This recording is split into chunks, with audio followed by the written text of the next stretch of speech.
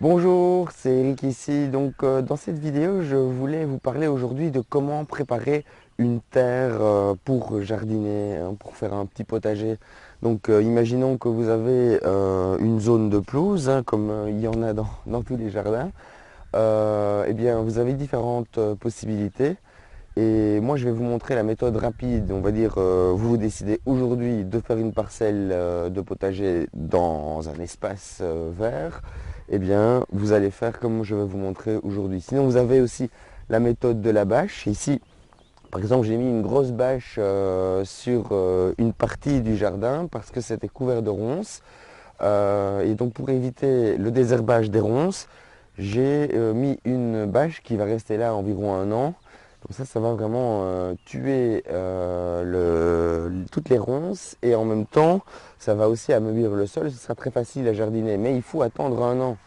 Il y a aussi la méthode du carton. Hein, donc on peut mettre plusieurs couches de carton et encore de la matière sur les cartons, que ce soit du mulch, des copeaux, ce que vous aurez, les feuilles, etc. Mais là aussi, il faut généralement attendre un certain temps avant que cette couche étouffe ou tue, on va dire, toutes les adventices, toutes les herbes qui sont en dessous, avant de pouvoir vraiment jardiner. La méthode la plus rapide, eh bien, je vais vous montrer. Il suffit simplement de désherber, de prendre son mal en patience et désherber petit à petit la surface de terre pour qu'elle soit dégagée et qu'on puisse alors commencer à planter, semer ce que nous avons envie de manger.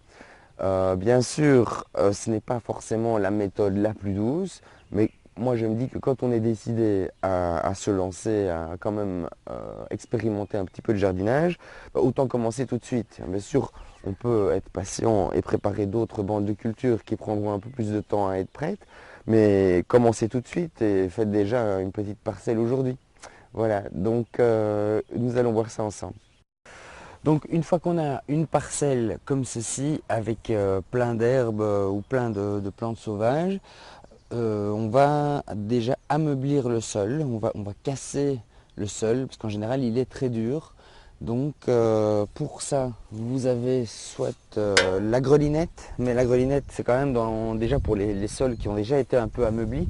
Sinon on abîme les dents, comme justement ici on voit que les dents ont été un petit peu tordues les unes par rapport aux autres. Et en fait c'est parce que ça a été utilisé dans des sols beaucoup trop lourds. Ce qu'on peut utiliser aussi, c'est simplement la bêche, hein, si vous n'avez rien d'autre. La bêche, mais pas pour bêcher et retourner le sol.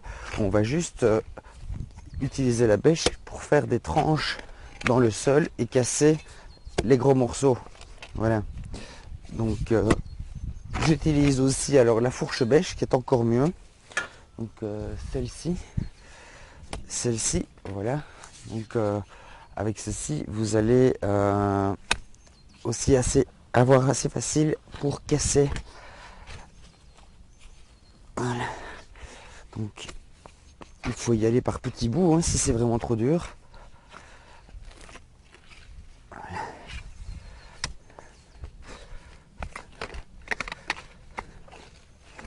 Voilà, donc après avoir aéré, on va enlever les herbes avec leurs racines la plupart du temps. Et on va essayer de casser toutes ces mottes le plus possible. Et puis alors après, on va passer un petit coup de râteau pour aligner tout ça, tout remettre au même niveau. Et après, on aura une belle parcelle de semis ou de plantation. Donc voilà, ici, qu'est-ce que je fais? Eh bien, en fait, je retire les grosses mottes avec les mauvaises herbes. Enfin, on appelle ça mauvaises herbes, mais donc c'est ici des renoncules, par exemple, qui sont des plantes traçantes, qui font des stolons comme ça et qui viennent étouffer la plupart des plantes qu'on pourrait vouloir cultiver. Donc je les retire et je retire la plupart des plantes, sauf je pourrais laisser aussi bien sûr un petit plantain ou l'autre. Là j'ai laissé une consoude, mais en gros j'enlève tout vu que le but est de cultiver et de transformer cette parcelle en butte potagère ou en zone potagère. Donc voilà. j'enlève le maximum de la terre des mottes des racines et je le mets sur le côté. Soit on va le laisser sécher, soit on va faire des petits tas de compost de surface, soit on va faire du compost avec en tas. Je ferai certainement une vidéo sur le sujet bientôt. Voilà. Et je continue jusqu'à ce que la parcelle soit bien dégagée. Si on veut aller vite, c'est la méthode la plus efficace. Sinon, vous pouvez tout simplement couvrir le tout d'une bâche pendant 6 mois, 1 an, une bâche opaque, et vous aurez le même résultat. C'est pour ça qu'aussi on propose aussi la méthode du carton avec du mulch. Mais la bâche fonctionne quand même un petit peu mieux. Le carton est vite digéré par le sol. Mais si on veut commencer tout de suite, il n'y a que ceci comme option pour se lancer immédiatement.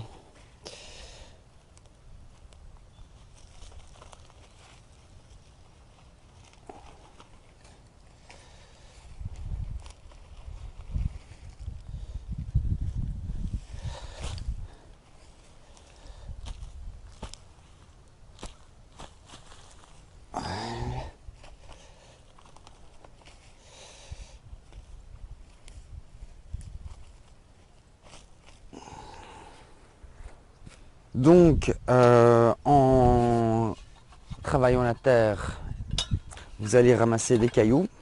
Les cailloux refont surface, vous les retirez. Vous pourrez les utiliser ailleurs dans le jardin. Vous pouvez faire un tas de cailloux pour les prédateurs des limaces par exemple.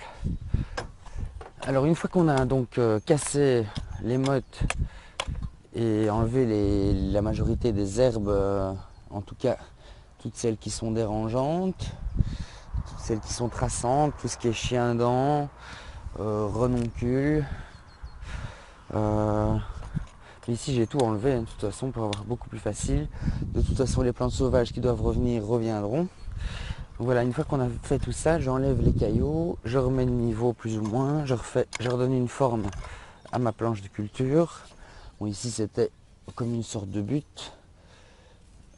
Ça dépend bien sûr de la parcelle que vous aurez choisie ou préparée pour faire vos cultures. Hein.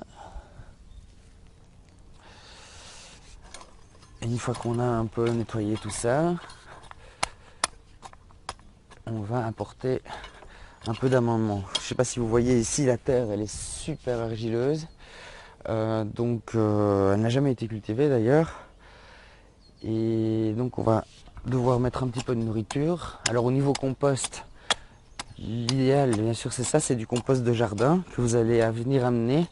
Donc du compost qui est déjà vivant, qui est déjà plein de micro-organismes, vers de terre et plein d'autres petites bêtes qui vont améliorer la qualité et la vie du sol. Mais voilà, du compost il en faut beaucoup pour les zones de culture. Donc si vous n'en avez pas assez, je vais vous montrer ce qu'on peut utiliser. Ça s'achète bien sûr, donc tant qu'on a encore du pétrole, c'est possible. On a encore la possibilité de nous faciliter la vie, gagner un petit peu de temps pour mettre en place des jardins qui seront autonomes et qui produiront toute la matière dont ils ont besoin pour pouvoir fonctionner en continu, de manière durable, tout en respectant la nature. Voilà.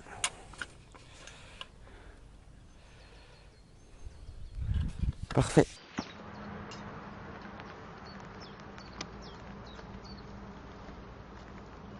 Donc ici c'est une sorte de compost amélioré qui est quand même qui donne une belle terre noire.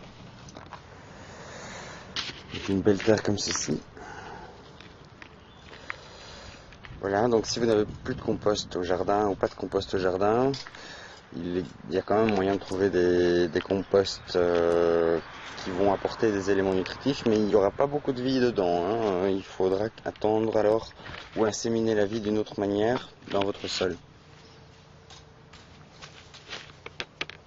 Ensuite, il y a une sorte d'engrais bio en granulé comme ceci que vous pouvez utiliser à base d'azote organique, donc certainement à base de fumier. Il est marqué aussi de plumes, de farine de viande et de coques de cacao, hein, qui sont en général très riches aussi. Donc tout ça peut être utilisé dans l'agriculture biologique et donc vous pouvez suivre les conseils de dosage en général qui sont donnés sur les étiquettes. Ici, c'est par exemple 1 à 2 kg d'engrais par 10 mètres carrés. Donc ça dépend des légumes, bien sûr. Donc il y a des légumes qui sont plus gourmands que d'autres. Mais donc l'idée, on va dire, c'est de ne pas en abuser, jamais en mettre de trop, sinon vous risquez alors d'avoir d'autres problèmes et vos plantes ne pousseront pas non plus. Donc mettez de la nourriture, mais pas trop non plus.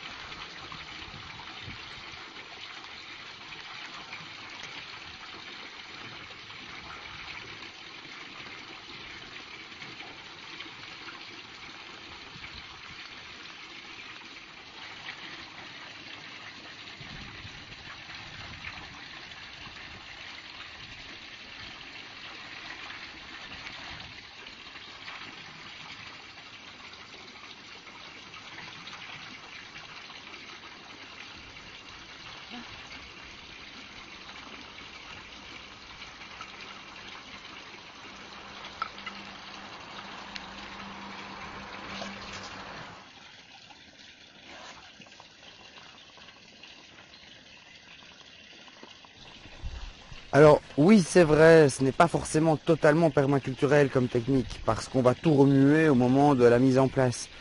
C'est même plutôt une méthode rapide, un peu sauvage, mais qui peut fonctionner.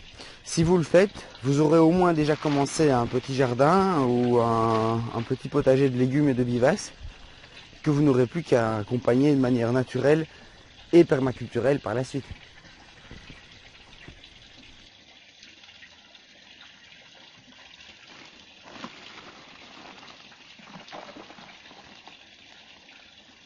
Bon, celui-ci il a été mangé par les limaces, mais il a quand même donné une chance. On verra bien.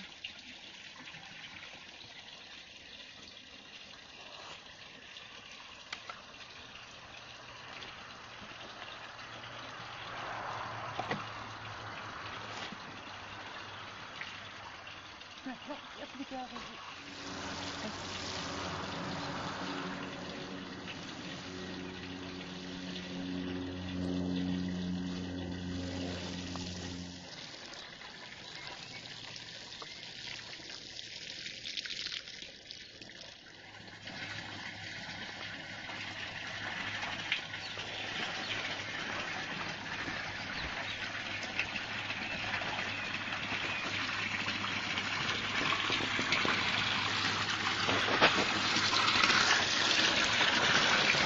Donc ici nous voulions mettre du chou, donc pour se faciliter la vie cette année on a quand même regroupé assez bien les plantes par variété.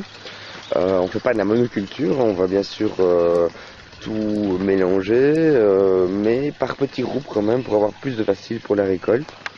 Et alors ici voilà, nous avons planté, les petits choux ont commencé à se remettre de la transplantation et maintenant on va commencer à couvrir le sol petit à petit. Donc ici on avait un petit peu de fumier qu'on nous a apporté et on va continuer alors à mettre des fougères, des feuilles, des tontes de pelouse et tout ce qu'on aura sous la main pour pouvoir protéger le sol, parce que donc l'idéal est de ne pas laisser ce sol à nu. Bien sûr, donc ici en Belgique, comme je vous l'ai déjà dit, pour les limaces, moi je fais un nettoyage du sol maintenant, après expérience, pour le début de mes plantules. Voilà, ici j'avais mis des blecs par exemple. Je pense que si j'avais laissé tout le mulch tout autour comme il y était, enfin comme il y est d'habitude sur mes buts, eh bien mes blettes auraient été dévorées. Et là elles se portent très bien. Donc maintenant que les plantes se sont un peu habituées, quelques jours après leur transplantation, elles ont l'air en pleine santé et on va les recouvrir. Alors tout doucement, elles seront de moins en moins attaquées par les limaces. Une fois qu'elles sont bien installées, il y a déjà beaucoup moins de chance. Bien sûr, on peut encore attendre qu'elles grandissent un tout petit peu, parce que là, elles ne sont quand même pas grandes. Donc voilà, alors après vous pouvez gérer votre bande de culture comme vous préférez, avec la permaculture, de manière naturelle, en couvrant le sol comme ici. Donc ici on voit que j'ai ajouté au fil du temps des tas de matériaux, tonte de pelouse, copeaux en hiver, des copeaux de bois genre BRF, j'en ai mis un petit peu en hiver, je mets un petit peu de tout en fait.